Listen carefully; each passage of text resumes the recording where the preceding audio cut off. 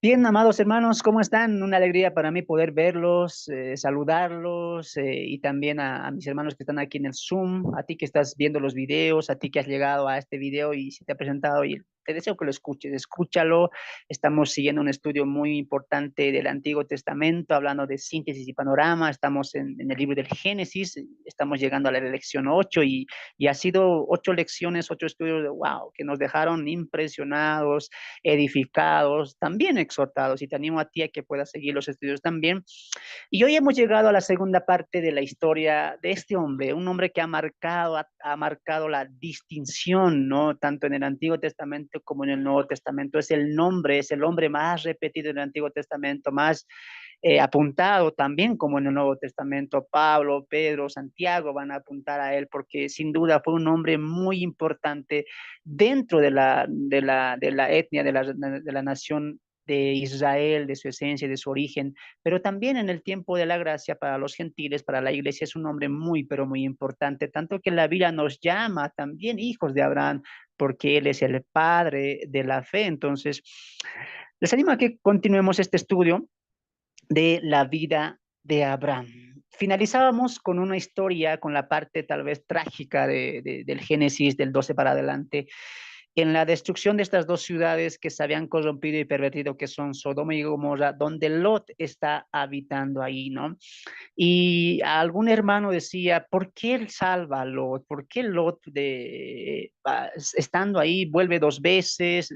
Abraham lo rescata, torpemente se vuelve a ir, pero como vemos a un Dios tan misericordioso, pero aparte de la gracia que Dios está dando a Lot, obviamente, Lot también tenía una distinción, ¿no? Entonces, veamos lo que Lot era. Vamos a segunda Pedro, ahí marca tu Biblia en Génesis 19, que hoy vamos a ver, pero quiero que me acompañes y veamos un poquito del carácter de Lot, porque uno dice, pero este Lot, ¿cómo que se fue? Abraham lo rescata, luego él vuelve a ir con el rey de Sodoma y se vuelve una autoridad, se vuelve un juez y una pregunta, pero ¿qué hace un hombre supuestamente de fe, supuestamente justo? ¿Qué hace en esta ciudad tan perversa, tan corrupta, ¿no? Pero aunque la decisión de Lot fue equivocada, eso nadie lo duda, pero hay algo que se mantiene en Lot.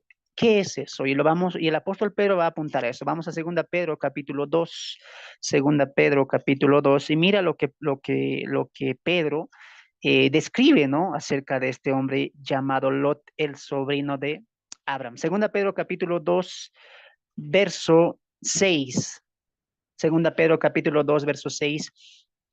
Y si condenó por destrucción a las ciudades de Sodoma y de Gomorra, reduciéndolas a cenizas y poniéndolas de ejemplo a los que habían de vivir, Pedro está apuntando a un juicio para los falsos profetas y apunta a varios juicios que Dios hizo, ¿no? En el contexto también habla de la condenación del diluvio y ahora está hablando de la condenación y juicio a la ciudad de Sodoma y Gomorra.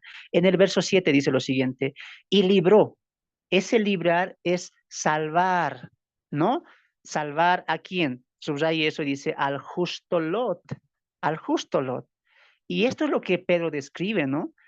Abrumado por la nefanda conducta de los malvados. Me gustaría hacer un estudio completo del Lot porque si no fuera por esta escritura que Pedro da acerca de este hombre, tal vez muchos pensaríamos que Lot nunca fue salvo, que nunca tuvo ese amor, esa fe que compartía con Abraham, aunque Abraham le dijo que eran hermanos de fe, ¿no?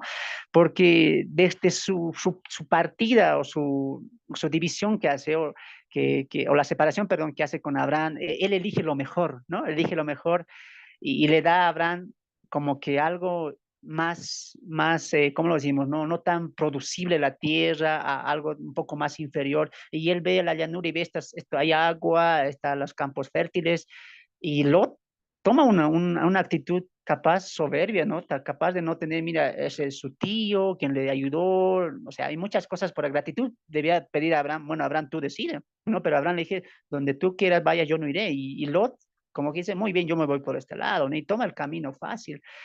Su tío lo liberta de la guerra que estaba levantándose ahí también. Vuelve a ir, ¿no? Vuelve a ir. Uno piensa y dice, qué mal agradecido este Lot. Pero si no fuera por lo que Pedro escribe acá y lo hace firmemente, y uno podría pensar diferente de lo después de lo que pasa en Sodoma y Gomorra, pero mira lo que dice el libro. Y libró al justo Lot. Aquí está la actitud de Lot, abrumado por la nefanda conducta de los malvados. Muy bien, Lot vivía ahí, pero, o sea, aunque él veía todo lo que estaba pasando, la corrupción sexual que era tremenda en Sodoma y Gomorra, él se sentía abrumado, él no compartía eso, él no, ni siquiera decía, por lo menos decía que eso estaba bueno. No, él totalmente lo rechazaba, él completamente negaba todo eso, es más, él lo tenía por pecado. Entonces, aunque estaba en medio de un pecado, de un pueblo pecaminoso, él no se sentía a gusto, él no se sentía, ¿cómo lo decimos? Él no se sentía, sí, a gusto, ¿no? Él no se sentía conforme, él no se sentía como uno de ellos, ¿no? Nunca Lot, aunque vivió en Sodoma y Gomorra, nunca se mezcló, nunca tuvo esa empatía con otros, porque él era diferente, él era, dice el texto, era un justo, ¿no? Que él velaba la verdad y llamaba al pecado pecado, y seguramente él pregonaba también eso, ¿no? Y dice el texto ahí, con esa nefanda actitud de los malvados, él sentía abrumado, perturbado, no se sentía cómodo, ¿no? 8, porque este justo que moraba entre ellos, ahí está, mira, porque este justo que moraba entre ellos afligía cada día su alma justa, viendo y oyendo los hechos inicuos de ellos. Y eso es lo importante que veíamos la semana pasada, ¿no? Que aunque vivimos en un mundo pecador, con un sistema pecador, con música pecadora, con hombres pecadores, con mujeres que lastiman, con hombres que lastiman, con sociedades que se derriban, vemos diferencias de género, vemos pensamientos filosóficos que están llevando a una caída moral del hombre, pero eso también estaba viviendo Lodi, tal vez de una manera mucho peor. Los actos sexuales eran constantes cada día, y dice el texto ahí que solamente eran una generación tan malvada, pero lo decía ahí, él se afligía, y dice el texto ahí que su alma estaba totalmente afligida viendo lo que estos hombres hacían, ¿no? Entonces, por eso es que Dios, Lot es mostrado como justo, ¿no? Porque él no compartía el pecado, es más, a él le perturbaba ver eso, ¿no? A él le dolía, él no compartía todo eso, en ningún momento él quiso mezclarse con el pecado o siquiera pensarlo, él tenía claro lo que era pecado, y ahí confirmamos lo que dice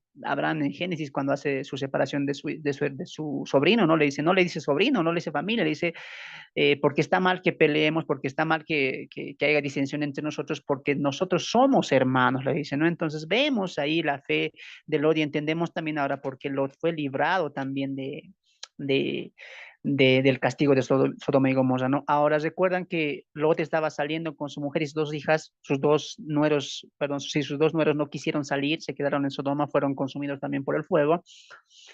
La mujer voltea hacia atrás y es convertida en estatua de sal, y finalmente Lot llega a la cima de la montaña con sus dos hijas, y ahí pasa un hecho que tal vez muchos lo agarran para desacreditar la Biblia, ¿no? Para atacar la Biblia, ¿no? Y es lo que pasa en Génesis capítulo 19, los últimos versos, ¿no? Del versículo 32 para adelante, dice que las dos hijas de Lot embriagaron a Lot, y las dos tuvieron relaciones con él, porque ¿qué pensaron en su mente de estas dos hijas viendo la ciudad destruida? Ellas pensaron, bueno, no ha quedado ningún hombre, no ha quedado ningún ser humano, no hay nada, entonces nosotras seremos una continuación de la generación humana, ¿no? De la raza humana. Entonces, para este tiempo, amados hermanos, recuerden que una mujer era muy mal vista si no tenía hijos, ¿no? La procreación de hijos era motivo de altura, de tener bendición, de poder tener tal vez esa moral alta y decir, mira, yo tuve muchos hijos. Entonces, recuerden que estamos en un tiempo patriarcal, entonces las mujeres cuando ven que no hay hombres y que todo ha sido consumido en la ciudad de Sodoma y Gomorra, lo primero que se ocurren es que ver a su papá Lot y tener relaciones con él, y así ellas puedan, ¿qué? Tener hijos, ¿no? Ellas puedan tener descendencia, porque recuerda que para una mujer no tener hijos era algo algo totalmente malo para ellas, ¿no? Ellas lo veían como algo desagradable, se sentían abominables, etcétera, ¿no?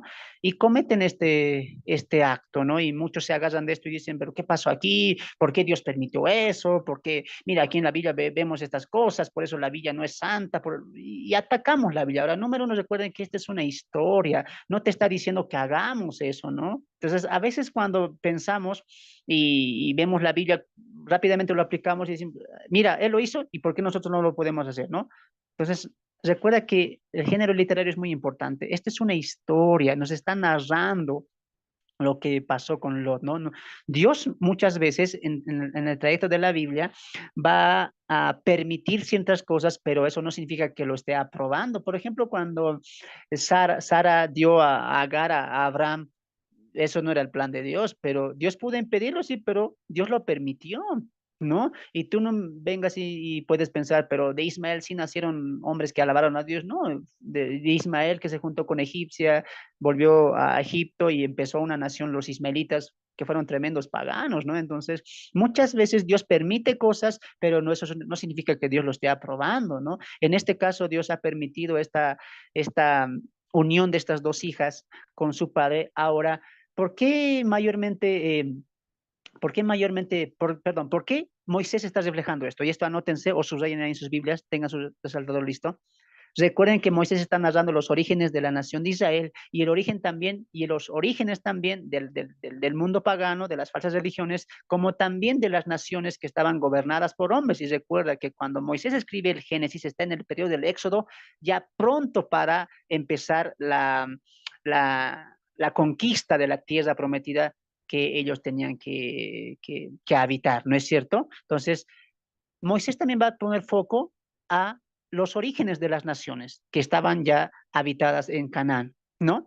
Y mira, de estas dos hijas, amados hermanos, tal vez tú no lo sabías, de estas dos hijas de Lot, y eso es lo importante que hay que resaltar de esto, no la historia, sino lo importante que Moisés nos va a llevar, que es al origen de dos naciones importantes. De estas dos hijas nacen dos naciones. ¿Cuáles son? Leeremos el texto. Verso 19, capítulo 19, verso 37. Y dio a luz la mayor un hijo y llamó su nombre Moab, el cual es padre de los moabitas. Ah, de la hija mayor, ¿qué nación sale? Los moabitas. Subraya eso, ¿ya? Hasta el día de hoy, dice Moisés, 38. La menor también dio a luz un hijo y llamó su nombre Ben-Ammi, el cual es padre de los amonitas hasta el día de hoy. Ah, entonces, ¿dónde pondremos la atención? En estas dos naciones. Moisés quiere enseñarnos a través de esta historia que Dios permite de estas mujeres, de estas dos hijas con su padre, que de fruto de esta relación nacieron dos hijos y que estos dos hijos darían origen a qué? A dos naciones muy importantes también para el periodo del Éxodo. ¿Cuáles? Los moabitas y los amonitas. Así que no te olvides de las hijas de Lot nacen dos naciones, los moabitas y los amonitas. Esto va a ser muy importante, amado hermano, anótalo, porque cuando lleguemos al profeta Amós, esto es clave y la conexión. Y eso es lo triste, pues, amados hermanos, ¿no? Que a veces uno va y dice, mira, ¿cómo Dios permitió esto? Que sus hijas y qué hizo Dios. Pero a ver, recuerda que el Génesis es un mensaje teológico y lo que quiere que resaltemos de a esta historia es como de la parentela de Lot, porque aunque tuvieron relaciones con el padre, tienen una relación con Lot. Así que los moabitas y los amonitas van a tener una fuerte relación con Israel. Y esto lo vamos a ver cuando lleguemos al profeta Amós. Así que grábense todo eso, ¿ya? Grábense todo eso. Si tú hasta ahora has visto de Ismael, vas a ver ahora de Saúl, vemos ahora las dos hijas de Lot, siempre están mostrando que orígenes de naciones, ¿te has dado cuenta? Y esto es muy importante porque los profetas van a apuntar a estos y muchos de los profetas van a escribir a naciones. Así que grábate. Por ejemplo, Joel, por ejemplo, eh, el profeta Jonás, ¿a quién está yendo a predicar? ¿Acaso no es a Nínive? Y Nínive es una nación, es la capital de Asiria, ¿sí o no? Dios también va a hablar a las naciones. Y a veces cometemos errores también al decir que no, Dios en el Antiguo Testamento solo trataba con Israel. Error.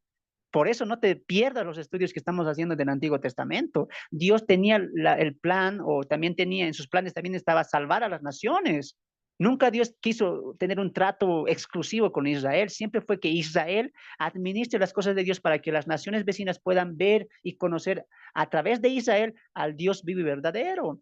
Entonces, las naciones van a ser muy importantes también para Dios. Por eso es importante eso ver también en el Nuevo Testamento, que va a sentar todo eso, la teología va a ir avanzando, ¿no? Entonces vemos con esa historia eso. Ahora vamos a continuar con la vida de Abraham, como lo habíamos visto. Recuerden que el mensaje teológico de Abraham es la fe, es la fe. Entonces vas a resaltar siempre eso, la fe de Abraham. Y en cada historia tú vas a ver la fe en sus diferentes manifestaciones, ¿no?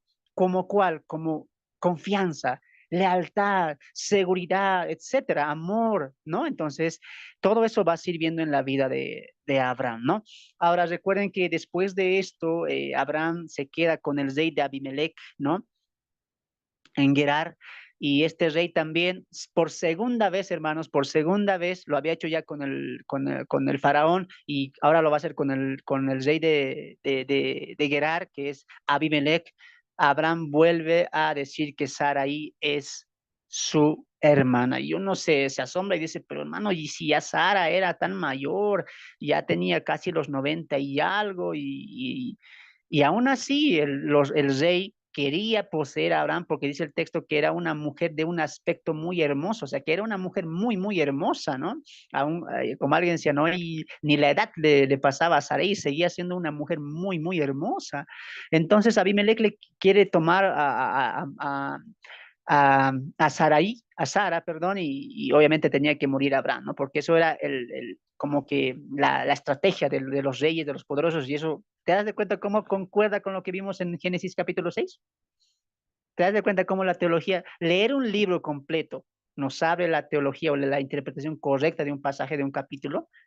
Mira, eso se repite, te lo dije en Génesis 6. ¿Quiénes son los Ben Elohim ahí? Los hijos de Dios. Son fuertes, son poderosos. ¿Y qué estaban haciendo? Estaban matando maridos para casarse y tener gran cantidad de mujeres en su harem. ¿Por qué crees que Abraham tenía ese miedo? Porque así era la historia, porque así era en ese tiempo, así vivían en esa cultura, ¿no? Qué interesante.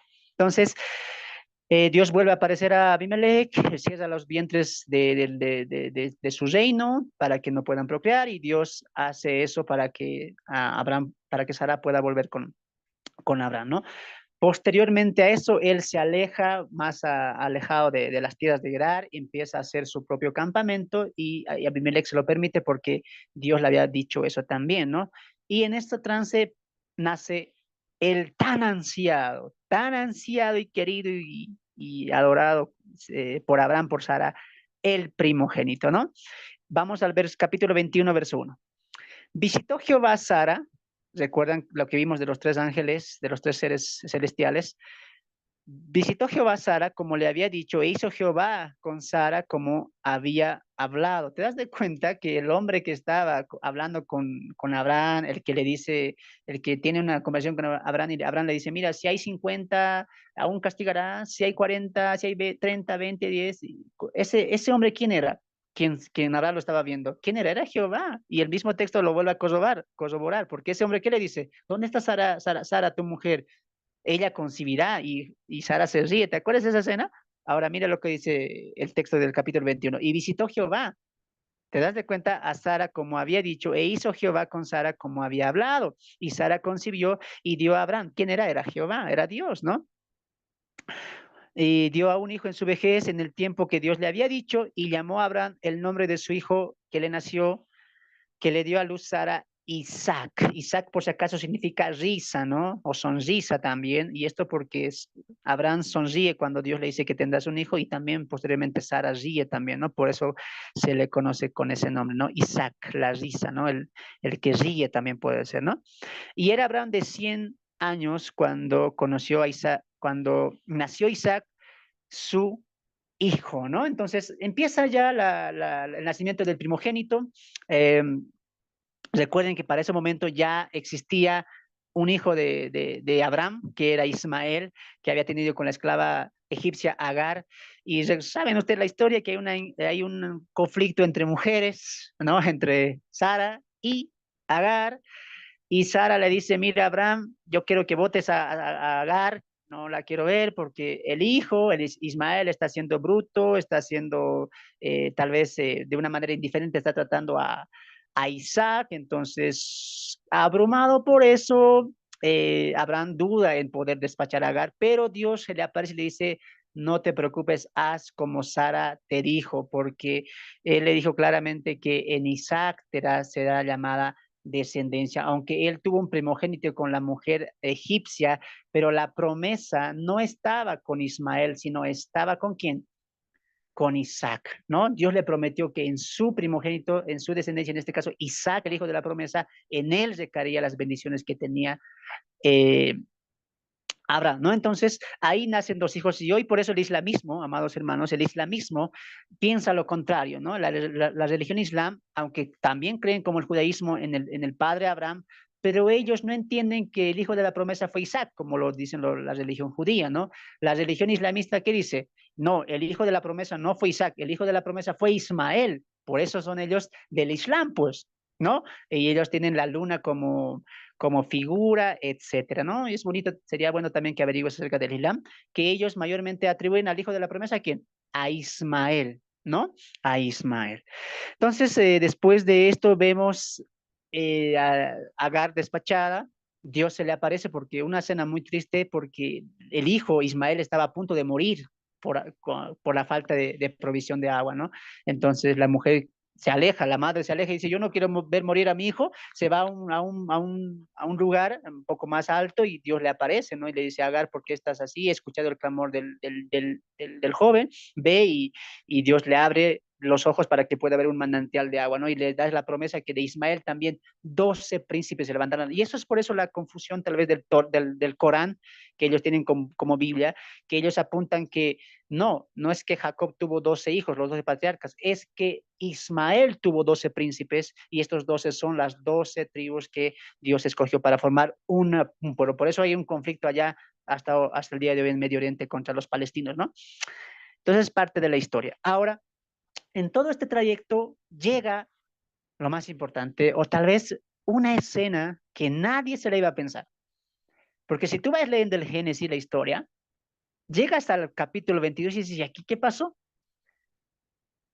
Porque tanto Abraham que esperó a su hijo entre idas, venidas con Dios, la historia, la hambruna, Agar, todo eso, nace Isaac, el hijo tan esperado, pero Dios le dice, entrégame a tu hijo.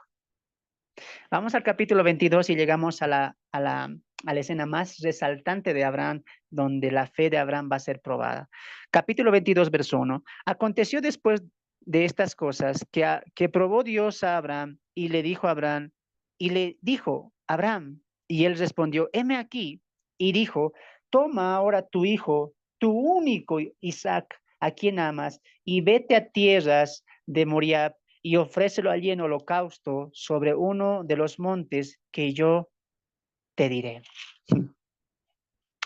Ahora, tal vez cuando vemos una historia, cuando leemos una historieta de niños o cuando vemos en el servicio dominical a los niños se les enseña esta historia muchas veces contada, tal vez vemos en videos y siempre vemos a un Isaac de 5 años, de 8, de 10 años, de 12 años y esa es una equivocación también, ¿no? Ojo que cuando Isaac está siendo ofrendado, perdón, está siendo llevado para hacer el sacrificio, cuando cuando Dios le pide a Abraham que sacrifique a Isaac, Isaac por lo menos ya era mayor de edad, ya tenía por lo menos 20 años, él ya era joven, ¿no? ¿Cómo sabemos eso? Por la cronología de los años. No creas que por algo está ahí y Abraham tuvo, y Abraham murió, y Sara tuvo, o sea, si haces un cálculo, por lo menos Isaac tuvo que tener alrededor de 20 para arriba, ¿no? 20, 22 años. Entonces, no era un niño tampoco, ¿no? Por eso también se va a valorar mucho la fe de quién, la fe de Isaac, pues, porque Isaac no dudó, él no tuvo miedo, él dijo, Señor y Padre, ¿y dónde está el sacrificio? ¿Y dónde está la oveja que vamos a sacrificar? Y cuando Abraham le dijo el problema, imagínate, porque cuando Abraham estaba por sacrificar a Isaac, Isaac se dejó eso. Quería cumplir esa voluntad también. ¿Sabes por qué? Porque Isaac también amaba a Dios. ¿no? Entonces, no pienses que era un niñito, que no sabía nada, como que Abraham le hizo dormir, no, no pienses eso. Ahí Isaac también estaba mostrando la fe que él tenía, ¿no? Recuerda que ya era un joven, ¿no? Era muy, muy joven también, ¿ya? Ahora, la parte más difícil de Abraham fue esta. Aunque Moisés nos da una relación, una lectura rápida, de manera rápida, dice la historia, pero yo me ponía a pensar y decía, mira, esta es la parte más difícil de Abraham, porque Dios le dice, entrégame a tu hijo, a tu único hijo, y miren de qué manera, en holocausto. ¿Sabes qué es un holocausto? Es cuando llevas a un cordero a un altar y lo degollas. Imagínense degollar a tu propio hijo. Imagínense eso. Por eso Abraham es clave para entender la fe. ¿Qué estaba mostrando ahí Abraham? Lealtad, lealtad. Quiero que participemos aquí con ustedes, los del Zoom. A ver, si seguimos la historia del Génesis, dice el 3, y Abraham se levantó muy de mañana y enalbardó su asno y tomó consigo 2 siervos suyos, a Isaac su hijo, y cortó leña para el holocausto y se levantó y fue el lugar que Dios le dijo, y fue al lugar que Dios le dijo.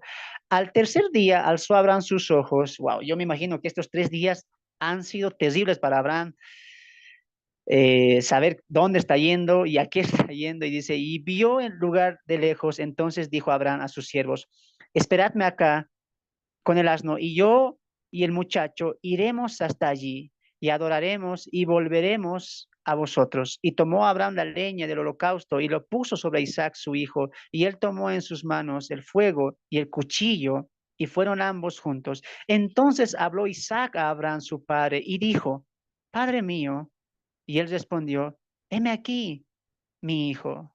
Wow. Y él dijo, he aquí el fuego y la leña, mas ¿dónde está el cordero para el holocausto?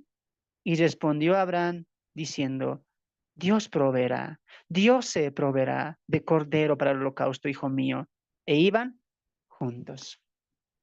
Y cuando llegaron al lugar que Dios les había dicho, edificó allí Abraham un altar y compuso la leña y ató a Isaac, wow, qué escena, hermanos, y ató a Isaac su hijo y lo puso en el altar sobre la leña. Y extendió a Abraham su mano y tomó el cuchillo para degollar a su hijo. Entonces el ángel de Jehová le dio voces diciendo desde el cielo, Abraham, Abraham. Y él respondió, heme aquí. Y dijo, no extiendas tu mano sobre el muchacho, ni le hagas nada, porque ya conozco que temes a Dios, por cuanto no me has rehusado tu hijo, tu único. Esta es una escena que siempre ha conmovido a muchos cuando lo hemos leído, cuando lo hemos estudiado, pero queremos entrar un poco en profundidad con ustedes. Así que voy a hacer 2 preguntas. La primera, a ver, atentos, ¿ya? La primera, esta historia es muy conocida, muy, muy conocida, pero quiero preguntarles a ustedes lo siguiente. ¿Abraham estaba dispuesto a matar a su hijo? ¿O Abraham sabía, creía que algo iba a pasar? Mira, porque en la conversación de los dos, cuando están subiendo al monte, Isaac se levanta y dice, Padre, ¿dónde está el cordero? Y Abraham dice, Dios proveerá, ¿no? Dios proveerá. Ahora, cuando llegan al monte, eso es juntamente lo que pasa. Ahora, la pregunta es, ¿Abraham estaba dispuesto a matar a su hijo? ¿Qué dicen ustedes, hermanos? ¿Qué dicen ustedes? ¿Mm? ¿O él sabía que algo iba a pasar? Para mí era, digamos, la obediencia lo llevó a eso, ¿no? Yo por mí digo que sí, porque el momento de eso, pero ahí veo también un hombre de fe, ¿no? Porque al momento que le hace la conversa, veo yo la posición de él es la fe, que Dios proveerá. Yo Ya, creo, yo creo, hermano Fernando, que Dios proveerá. O sea, por ahí creo que, bueno, no creo que porque de su descendencia iba a venir de su hijo, ¿no? Entonces, yo creo que el Señor ya yo creo por, no, Abraham no sé, pero ya sabía que Dios iba a hacer algo que no iba a permitir eso, ¿no? no sé, porque Dios proveerá, él bien claro le dijo a su hijo ahí, ¿no? Entonces, Sí, cuando le preguntó, ¿no? Entonces, creo que por ahí viene que él sabía que algo iba a pasar, ¿no? ok. Yo A también ver, creo que Voy por la misma línea. Yo creo que él sabía que algo iba a pasar, pues porque ya tenía la promesa de todas maneras que iba a ser una gran nación por parte de Isaac. Ya Dios se lo había prometido, entonces yo creo que él ya tenía la plena seguridad que algo iba a pasar. como que Abraham ya intuía algo, ¿no? ¿Qué iba a pasar? Ya sabía algo, ¿no? Muy bien. A ver, ¿quién más? ¿Había una hermanita que quería hablar? sí, además que digamos él, cuando pasó lo de Sara, él pudo conocer el poder de Dios y desde ese momento creo que empezó a conocer más de Dios y él en su interior yo creería que él sabía que podía pasar algo más porque ya conocía a ese Dios. Amén. Hasta ahora solamente un hermano ha dicho, yo creo que sí iba a matarlo. ¿Recuerdan la escena? Cuchillo, altar, atado. A la pregunta, ¿cuál era? ¿Abraham estaba dispuesto a matar a su hijo? ¿O Abraham sabía o creía o tenía esa fe de que algo va a pasar? Hasta ahora muchos me dijeron, no, Abraham creía, Abraham sabía el poder de Dios. A ver, ¿quién más? Yo digo que sí, hermano, estaba dispuesto. Amén, Mm, hermano. Yo también digo que sí estaba dispuesto por obediencia a Dios. ya, ahí se va sumando los sí. A ver, ¿quién es Sí, más? hermano, porque a ver, porque yo pienso que la fe te trae obediencia y vemos su fe de él donde dice, adoraremos y volveremos. Entonces él tenía esa confianza en Dios, ¿no?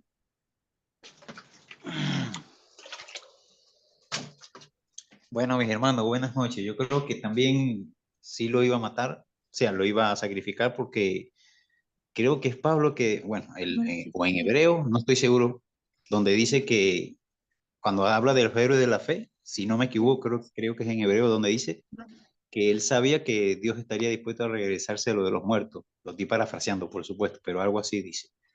Por eso creo firmemente que sí estaba dispuesto a sacrificarlo. Y ya viendo de antemano todas las maravillas que Dios había hecho, de darle descendencia aún en su vejez, y lo de Sara, como dijo la hermanita ahorita, y todas las cosas, que cómo lo había prosperado Dios, lo había sacado de su parentela y todo eso, pienso que sí. Buenas noches, mi hermano.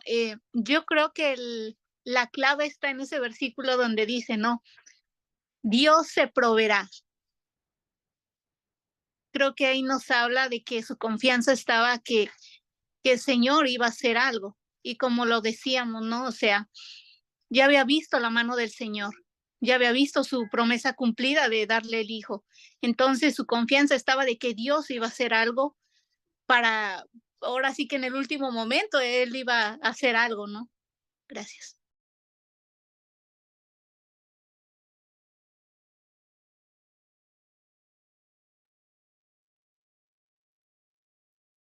No se escucha su audio, hermano Fernando. No se escucha, Perdón, hermano. perdón. Gracias, gracias, mis hermanos. Entonces, esto es muy importante siempre entender, ¿no?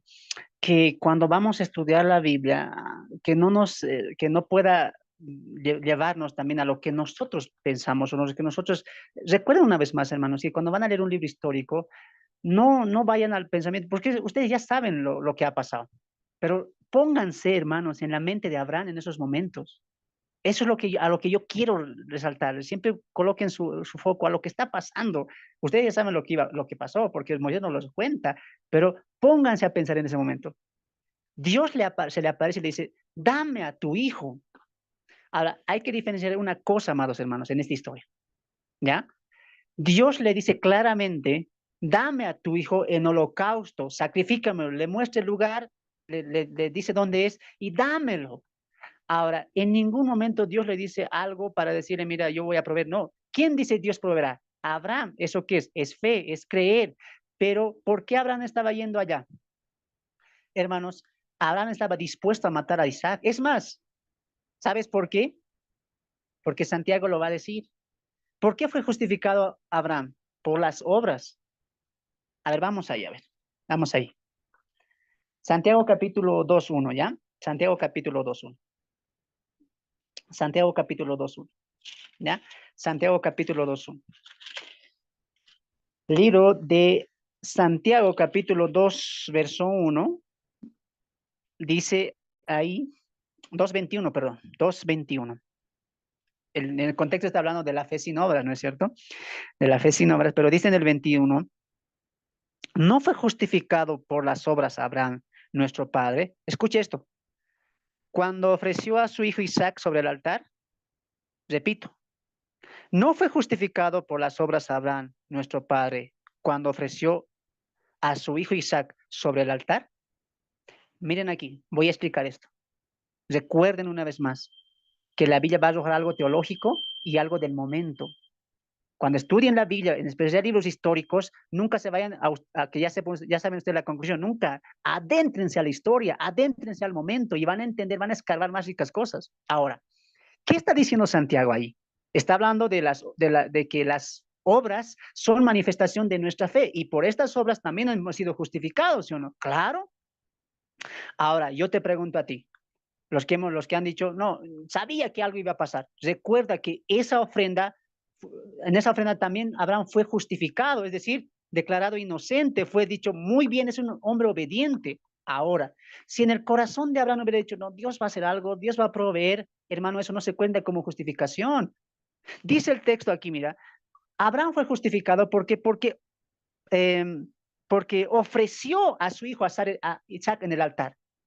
Pero ¿lo ofreció o no lo ofreció? En la historia no lo ofreció.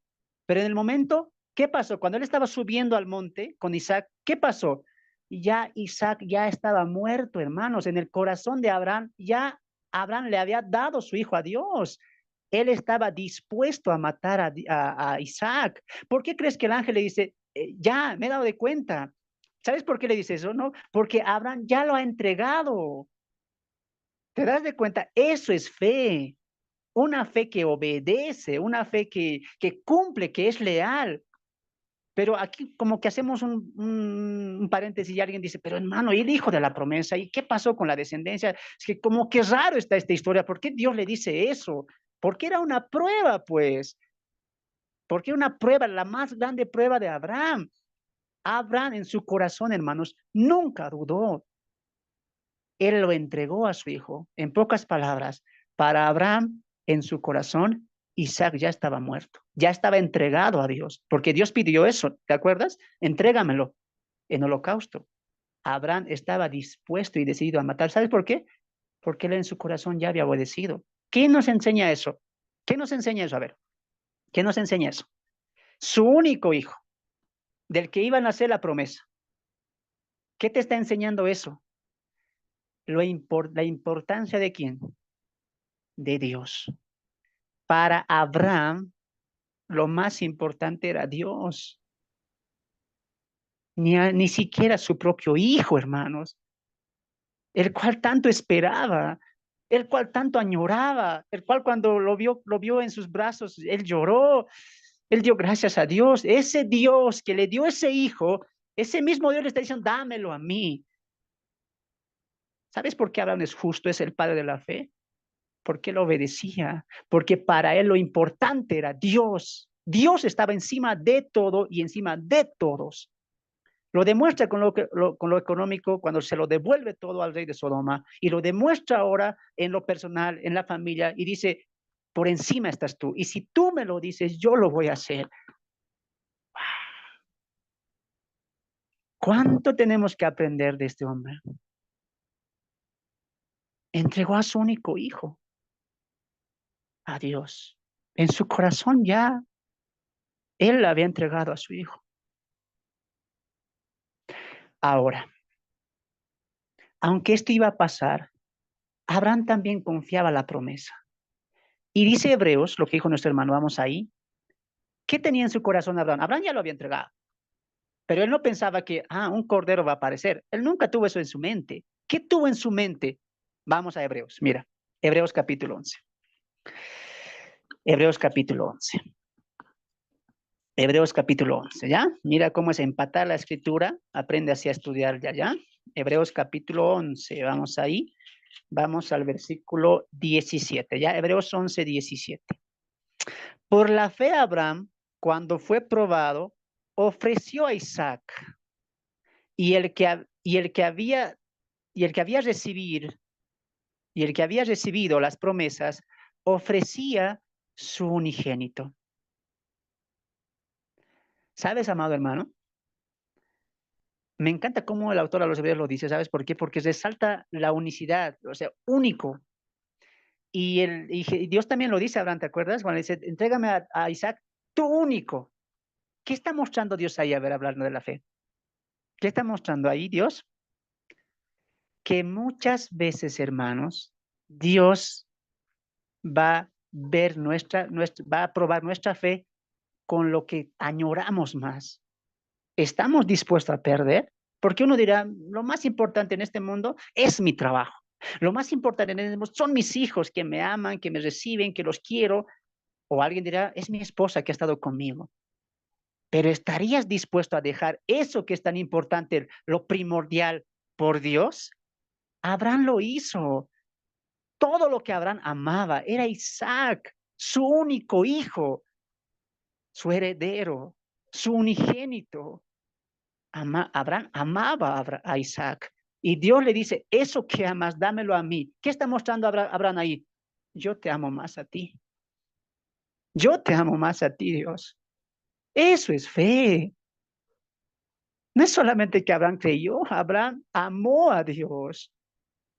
Abraham amaba más por encima de Dios. Y la pregunta para nosotros es la misma. Tenemos hijos, tenemos familia, tenemos profesión, tenemos cosas, bienes materiales, pero si algún momento te llega una prueba, ¿estás dispuesto a soltar y decir, a ti te amo más, aunque me falte esto o lo otro? Si tú no me faltas, lo tengo todo. Para Abraham todo era Dios. Por eso es el padre de la fe. ¿Te das de cuenta? Y dice el texto ahí, el autor de los Hebreos, porque él sabía que él vendía la promesa y dice, él sabía que era su único hijo y aún así lo entregó, lo ofreció. ¿Qué? Ofreció lo mejor. Ofreció lo mejor. ¿Te das de cuenta? Y eso también es parte de la fe. Como creyentes, amados hermanos, tenemos que dar lo mejor de nosotros, lo que más estimamos, lo que más amamos y entregárselo al Señor. Abraham sabía que aunque Dios le dio ese hijo a Sara por milagro, por obra sobrenatural de Dios, Abraham también sabía que Dios era el dueño de todo eso. Dios lo bendijo y Dios también tenía el derecho de poder quitarlo. ¿Te das de cuenta? Abraham te entregó completamente todo lo que él tenía, incluso su propia vida a Dios.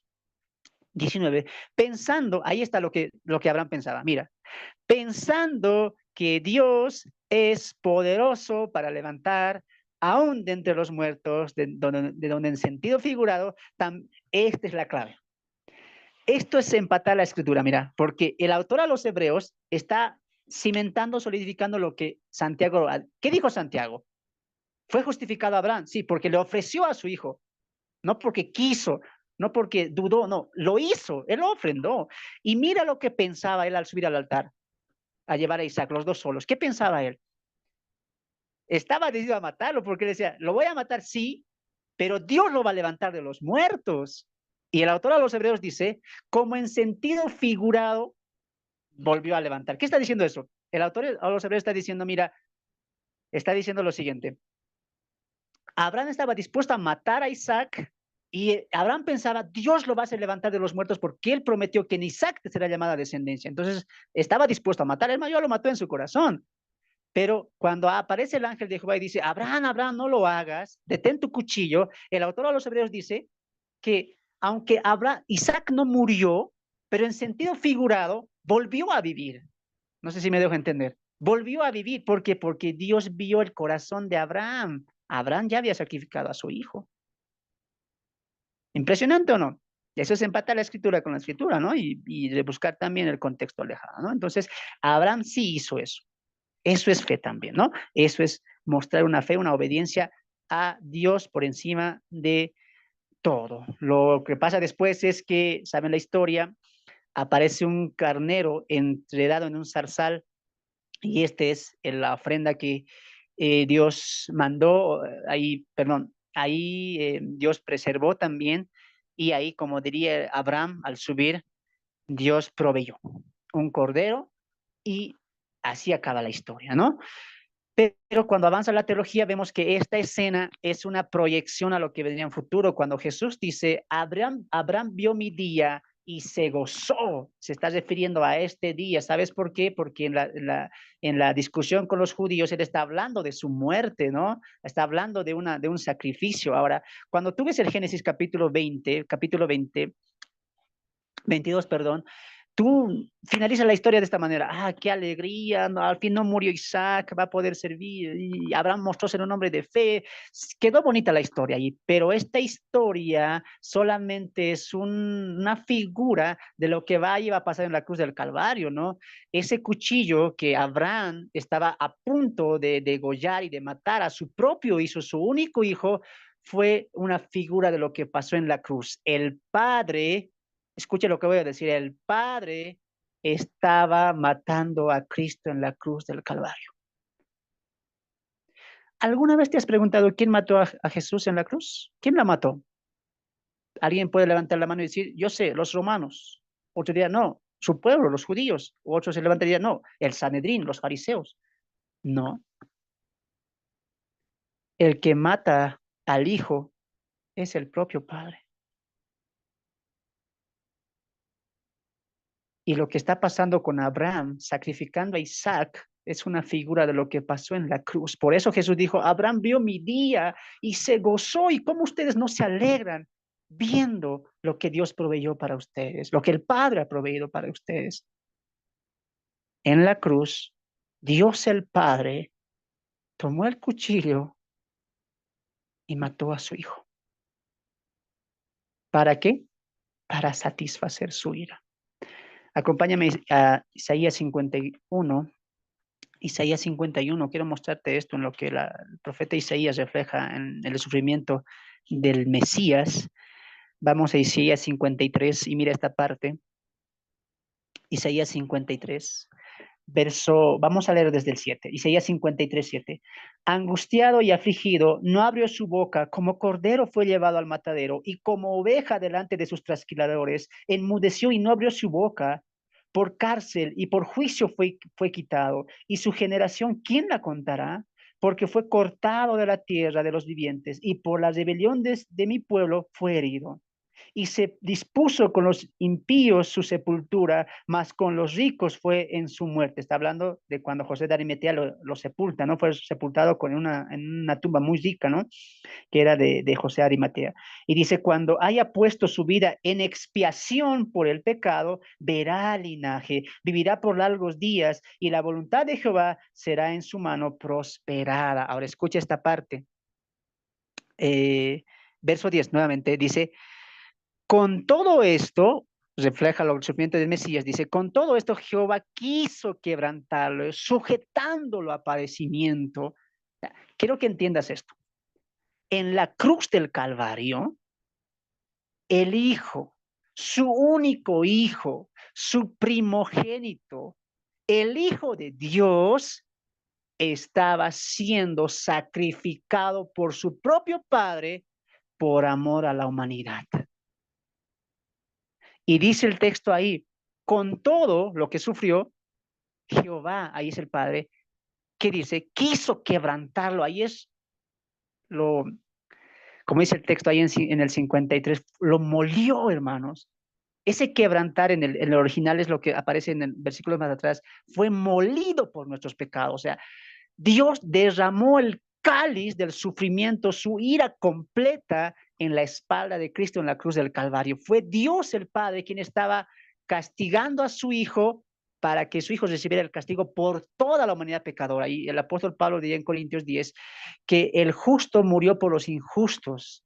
¿No es cierto? El justo murió por los injustos. Al que no cometió pecado, el Padre le trató como pecador. En la cruz del Calvario, amados hermanos, el Hijo se volvió el pecado. Él estaba cargando nuestros pecados. Él no cometió pecado, pero Dios, el Padre, el juez, le trató como pecador.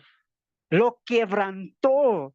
y los sujetó a padecimiento. Y es ahí cuando Jesús exclama y dice, Eloí, Eloí, lama sabactani. Dios mío, ¿por qué me has desamparado? Así que no me digas que la historia de Abraham acabó bien, ¿no? Porque eso era un complemento de lo que iba a pasar en el Nuevo Testamento. Dios mató a su hijo por amor a nosotros. Y ese hijo se entregó a sí mismo, como Isaac. Isaac se iba a entregar. Él no dijo, pero papá, no, vaya, no. Él dijo, está bien, yo lo voy a hacer. Así de igual manera, Cristo dio su vida por amor a muchos. El que no cometió pecado, por nosotros se hizo pecador. Y el apóstol Pablo diría, palabra fiel y digna de ser oída es esta, que Cristo murió por los pecadores, de los cuales yo soy el primero. ¿Te das de cuenta cómo la teología en el Génesis se amplía? Por eso Génesis es el semillero, hermanos. No te pases, no te saltes las historias. No veas como algo bonito, qué chévere, acabó bonito y bring y pago a la siguiente página. No, es momento de poner atención a las historias y cómo eso se está complementando en el Nuevo Testamento. Recuerda que está progresando la teología. Recuerda muy bien siempre eso, ¿ya?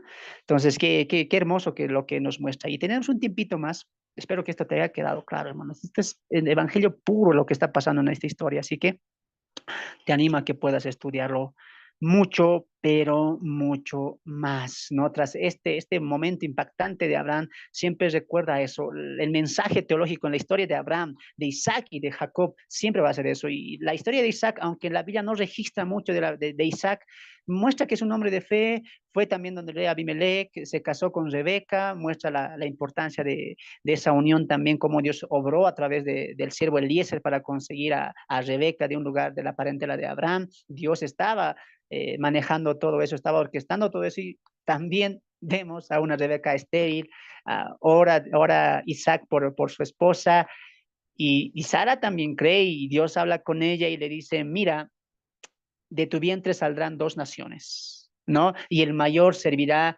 al menor, ¿no? El mayor servirá al menor y nacen 2 hijos gemelos que son Esaú y Jacob, ¿no? Entonces, de ahí para adelante empieza la vida de Jacob, un hombre también muy importante que va a trascender y él va a dar cabida a las 12 tribus de Israel. Pero aquí un dato más antes de finalizar.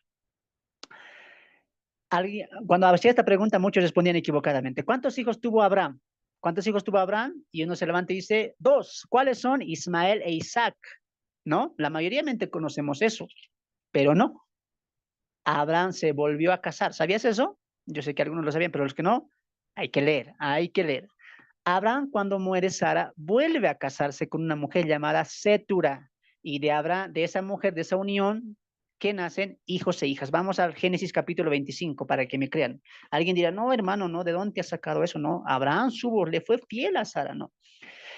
Después que muere Sara, Abraham se vuelve a casar y toma a Setura. Vamos al 25 del Génesis y dice así, Abraham tomó otra mujer cuyo nombre era Setura, la cual dio a luz a Simsam, Joksán, Medan, Madián, Isbac y Suá. Y Joxac engendró a Seba y a Dedán, e hijos de Dedán fueron Asurim, Letusim y Leumín.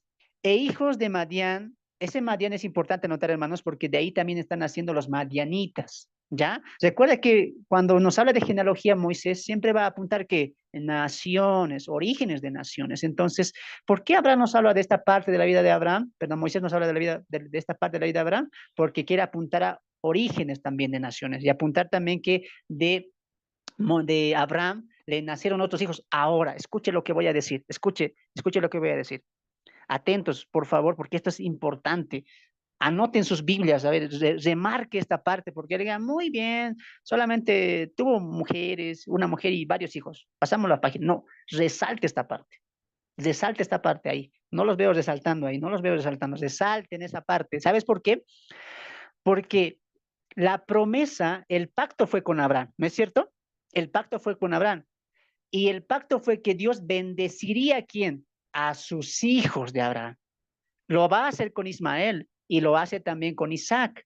Pero aunque Abraham tuvo otra mujer, en este caso Sétura, y le nacieron muchos hijos, y nacieron hijos e hijas, Dios también va a bendecir a estas naciones. ¿Dónde vamos a ver eso? Cuando vamos a llegar a la etapa de los crónicas. Así que no te pierdas lo tuyo. Por eso Génesis nos va a abrir el panorama. Y tú vas a decir, porque vas a ver en crónicas y en algunos profetas que va a haber como que una unión. Es como esta parte, mira. Porque Isaac es familiar. Estos hijos que nacen a Abraham después son hermanos también de Isaac. Y sus descendencias van a compartir un linaje, van a compartir algo, una comunión de sangre, ¿no? Son parientes en sí, esa sería la palabra, son parientes.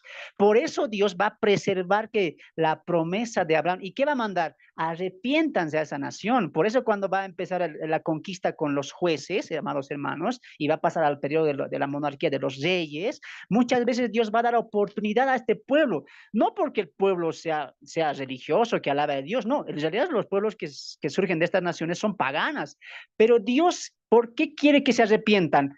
Por su parentela a Abraham, por su parentela a Abraham. Muchos de estas naciones van a tener una conexión muy fuerte con Abraham. Pues grábese, hermano, grábese lo que te estoy diciendo, porque si no entiendes esto, cuando lleguemos a las crónicas o a la etapa de los reyes, no vas a entender. ¿Te das de cuenta? Moisés no puso aquí nada por si acaso. Es muy importante entender la teología de Moisés al entrar al Éxodo. ¿No es cierto? Entonces, ahí vamos a finalizar. Como Moisés también nos refleja esto, Abraham toma otra mujer, nace Isaac. Isaac tiene dos gemelos llamados Esaú y Jacob, y de ahí arranca la historia de Jacob, que es con lo que vamos a finalizar la siguiente semana. Pero quiero finalizar con esto. Si tú ves el Nuevo Testamento, siempre hay una fijación a los patriarcas, Abraham, Isaac y Jacob.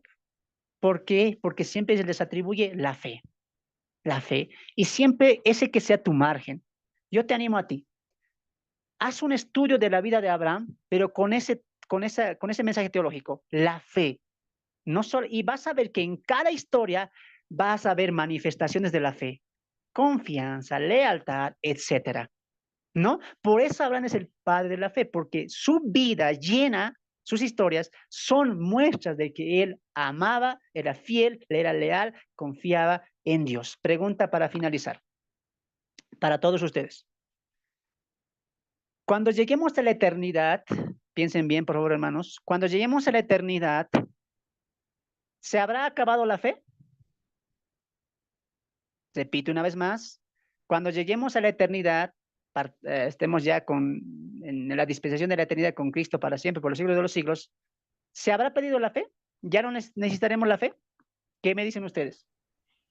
¿Sí o no? No, no, hermano. Ya ahí Sí, tenemos claro. un no.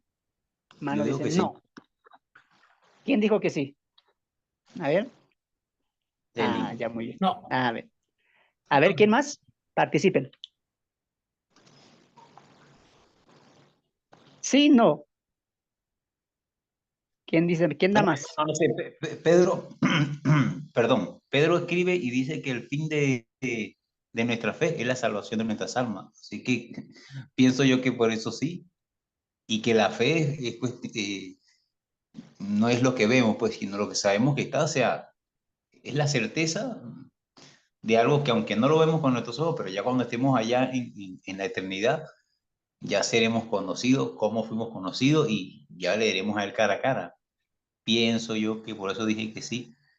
O sea, que ya no se necesita la fe. La Puede fe. estar ¿Ok? equivocado, pero ¿Quién más? ¿Mm? Hay otros hermanos, dice, no opino, no sé, no sabo, dicen los hermanos. No, ahí no sé. ¿Qué no? A ver, tu hermana Rosemary, te ve bien pensativa. ¿Qué dices? ¿Sí o no? Cuando estemos en la eternidad, ¿aún necesitaremos la fe? ¿Sí o no? Bueno, yo creo que ya no, pues como dice el hermano Lenny, porque ya lo veremos, ya ahí, porque estamos creyendo ¿no? En lo que no vemos, que es Dios, pero el día que lo veamos, ya, yo creo que completamente ya ya no habrá necesidad de la fe, digo yo, ¿no? Porque para siempre estaremos con Él. No sé, hermano, espero no equivocarme. Ok, muy bien. A ver, vamos a ver, la hermanita Belén está ahí, está humeando, le voy a preguntar, a ver, ¿sí o no, hermanita? A ver, sí, bebé, ¿sí o no? Cuando estemos en la eternidad con Cristo, ya pasemos al tiempo del gozo eterno, ¿aún seguiremos ejerciendo fe?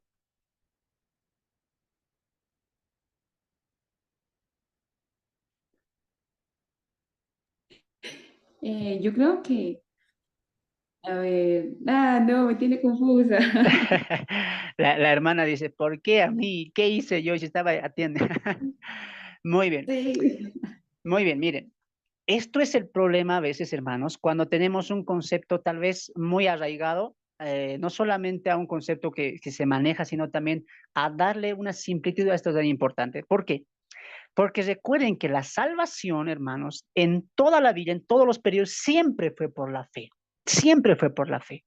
Ahora, la fe, hermanos, la fe bíblica, amados hermanos, no se limita solamente en creer, porque si tú yo te digo, hermano, ¿qué es fe? Rápidamente me vas a estar Hebreos 11:6, ¿no? Es la fe, la certeza de que se ve, pero 11:1, la fe es la certeza de lo que no se ve, la convicción de lo que se espera, ¿no? Y pensamos que la fe siempre es esperar algo que no vemos, y cuando vamos a ver a Cristo, bueno, ¿para qué necesito fe? Pero mira lo que te está arrojando la teología del Génesis, el padre de la fe.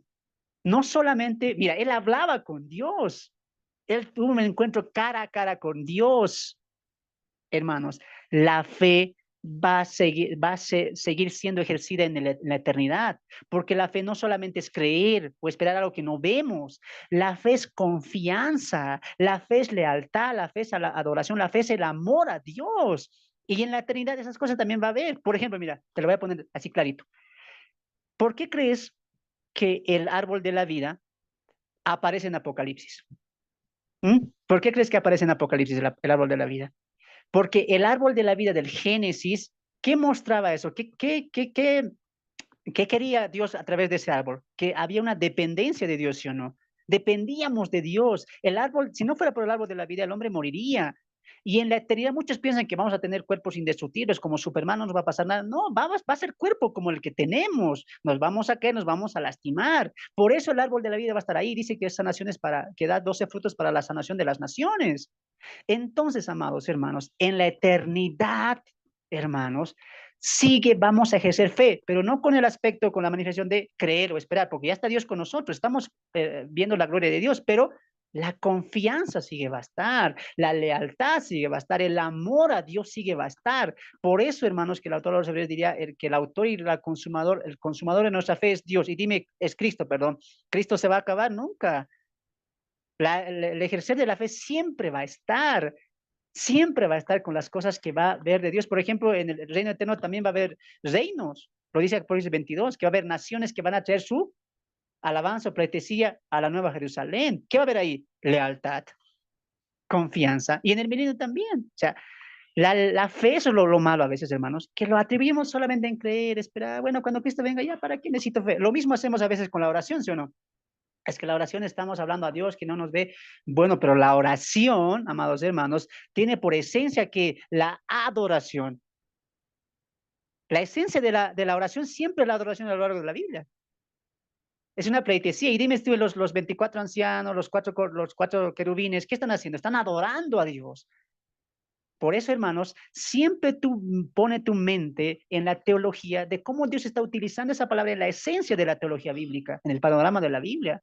¿No? Entonces la fe no solamente es ansiar algo que no vemos, sino es confianza, lealtad, amor, todo eso. Entonces la fe va a seguir existiendo, vamos a seguir ejerciendo la fe en la eternidad, ya no con el sentido de creer, sino con el sentido de el amor a Dios, la confianza en Dios y la adoración también a Él, ¿no? Entonces, mira lo que nos está arrojando Génesis, hermano. Wow, qué hermoso, qué hermoso lo que nos arroja Génesis y hablar de Abraham y todo eso. Así que, amados hermanos, les animo a estudiar, a ver la Biblia con todo eso, porque a veces cuando no entendemos esto, la gente ¿qué dice?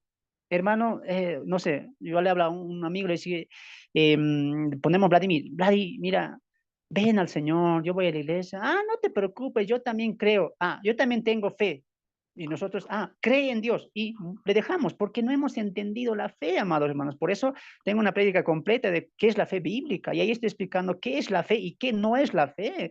Porque muchos decimos, ¿tienes fe? Muy bien. Cree en Dios. Lo importante es que tenga fe. Pero la fe, amados hermanos, no solamente creer, es obedecer, es cumplir, es ser fiel, es amar por sobre todas las cosas.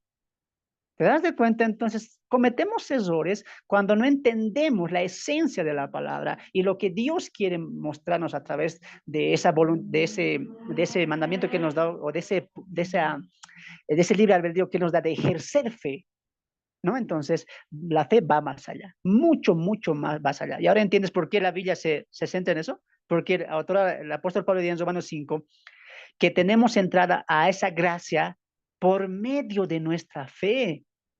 Por medio de nuestra fe. La fe es clave para Dios, ¿no? Entonces el autor a los hebreos también diría, el que quiera tener comunión con Dios tiene que tener fe y tiene que entender que cree que le hay y que es galardonador de los que le buscan, mira eso.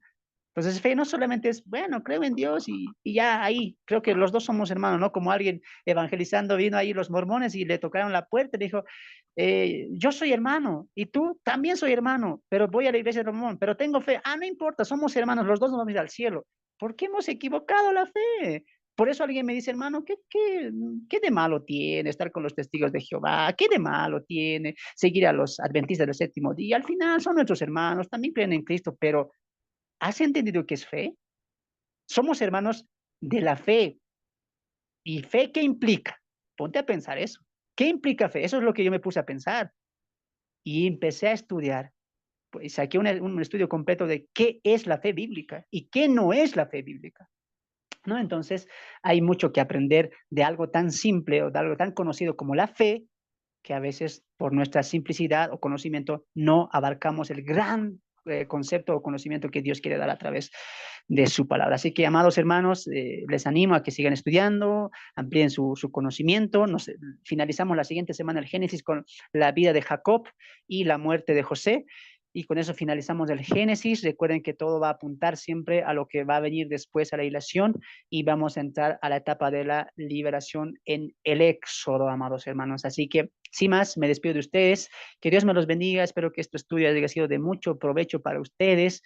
Hayamos podido aprender cosas nuevas, o también reforzar lo que ya hemos aprendido anteriormente. Para mí es un gusto, un placer siempre enseñarles a ustedes y también doy gracias a Dios porque Él me permite hacer todos estos estudios. Los amo en Cristo, no desfallezcan, estudien y tengan una vida concentrada en Dios. Bendiciones, mis amados hermanos. Nos vemos la siguiente semana.